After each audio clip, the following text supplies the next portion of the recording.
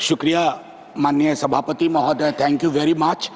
I have been submitting this 0-hour issue, which I wanted to speak about uniform minimum skilled wage for skilled laborers.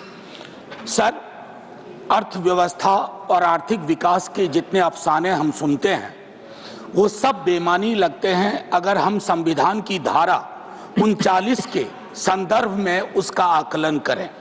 Sir, आय की असमानता से ये पूरा देश जूझ रहा है. इस देश में एक देश एक कर हो सकता है, तो एक देश एक समान श्रमिकों को भुगतान क्यों नहीं हो सकता? मैं क्यों ये बात कह रहा हूं सर? मिनिमम वेजेज एक्ट 1948 के तहत राज्यों को ये कहा गया है कि आप अपने अपने राज्य में वेज का निर्धारण करें.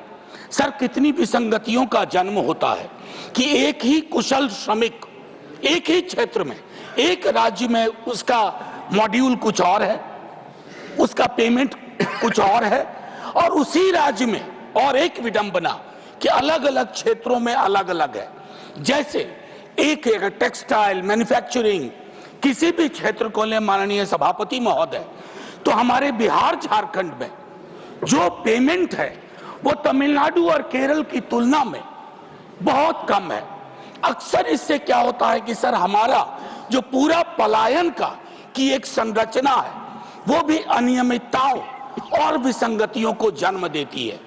माननीय सभापति महोदय, सरकार के लिए ये मुश्किल नहीं है, सरकार के लिए कुछ भी मुश्किल नहीं है. अगर पॉलिटिकल विल हो तो मेरे हिसाब से इस पर फौरी तौर पर कार्रवाई करते हुए पूरे देश में एक यूनिफॉर्म स्किल लेबरर्स के लिए वेज निर्धारित किया जाए.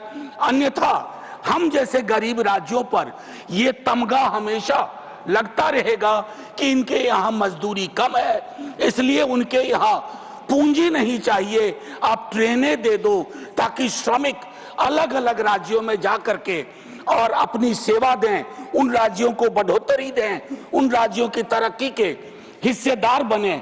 लेकिन हमारा अपना राज्य, हमारा अपना क्षेत्र, हमारी अपनी मजदूरी, हमारे अपने परिवार, हमारे अपने बंधु इस पूरी संरचना में असमानता का बोझ ढोते रहें. जय हिंद सर.